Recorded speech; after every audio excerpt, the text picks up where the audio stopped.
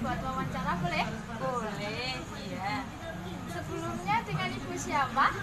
Nah, Baik ya Bu, saya akan mulai wawancaranya. Apakah di toko Ibu ada bukti transaksi yang dibutuhkan apabila terjadi transaksi secara tunai? ya tergantung Mbak. Kadang-kadang ada yang minta, ada yang enggak. Tapi kebanyakan ya enggak Mbak. Kalau mereka minta ya saya berikan atau apa gitu Mbak. Oh begitu. Iya, Pertanyaan selanjutnya ya Bu, iya. di toko Ibu ini melayani bukti transaksi secara kredit juga apa tidak? Ya mesti lah Mbak, kalau namanya toko ya mesti ada yang utang, ada yang cash juga, tapi kebanyakan ya yang kurang itulah Mbak. Oh gitu. Pertanyaan yang ketiga ya Bu ya, apakah pernah toko Ibu ini mengalami kredit macet dan apa yang Ibu lakukan pada saat itu? Ya, ya pernah lah Mbak, namanya juga toko, kadang ada yang beli rame, kadang Ya. enggak, kalau kita macet itu ya kalau mau beli yang habis-habis itu ya sedikit-sedikit saja dulu, nanti kalau sudah cukup banyak ya kita belinya lebih banyak lagi gitu. Yuk, baik Ibu, saya akan melanjutkan pertanyaan yang keempat ya. Iya. Apakah di toko Ibu ini pernah mengalami retur? Retur itu pengembalian barang dari konsumen. Apakah pernah dan berapa lama Ibu kasih waktu ke konsumen tersebut untuk mengembalikan barangnya yang sudah terlanjur dibeli di toko Ibu? Sebenarnya ya enggak ada lah Mbak, jadi seperti itu.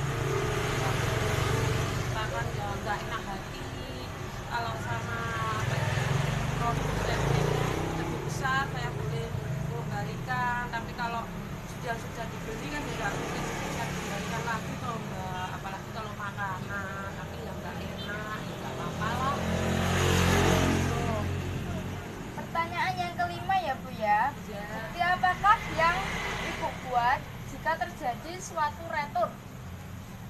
ya saya cuma bisa gimana ya Mbak, tulis dan nggak bisa dikembalikan ke yang punya apa itu makanannya, ya terpaksa ya saya yang rugi, nggak saya yang buang. Oh ya. Ya, Baik Ibu, terima kasih. Nanti rekan saya di tahap pilihan ya Bu ya. Iya. Saya akan melanjutkan pertanyaan yang sebelumnya. ya, Nah, pertanyaan selanjutnya adalah apakah di toko Ibu melakukan pencatatan keuangan secara sistematis? ya enggak Mbak, cuman kalau di sini kalau ada yang beli cash tunai gitu ya saya sendirikan, uang toko ya sendiri, uang pribadi ya pribadi sendiri, nggak catat gitu ya Mbak. Ya, pertanyaan selanjutnya, apakah di toko Ibu pernah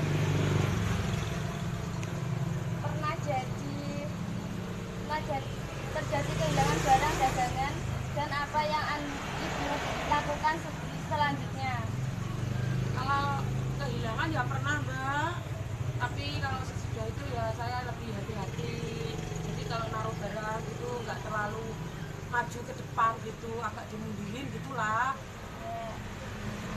Selanjutnya, apakah di toko Ibu melakukan proses stok opnam bisa melakukan dengan menggunakan metode apa? Apa itu Mbak? Loh, mendata barang-barang yang sudah habis loh Bu. Oh ya, ya sering loh Mbak kalau seperti itu. Jadi kita ngecek dulu lah barang apa yang kiranya sudah menipis, baru kita mau beli gitu. Kalau enggak seperti itu ya uangnya melulu ke rokok atau ke barang-barang lainnya, jadi dibagi gitu Mbak. Ya. Selanjutnya, apakah di toko Ibu pernah melakukan promosi penjualan? Promosi apa saja yang pernah Ibu lakukan? Enggak pernah Mbak, namanya tokonya ya seperti ini ya enggak pernah. Cuman kalau kemarin jual es batu ya saya tulisi di tembok jual es batu buang. Ya, ya. Selanjutnya ya Bu, Iya. apakah di toko Ibu pernah melakukan penjualan barang secara konsinyasi? Apa kendala yang Ibu dapatkan?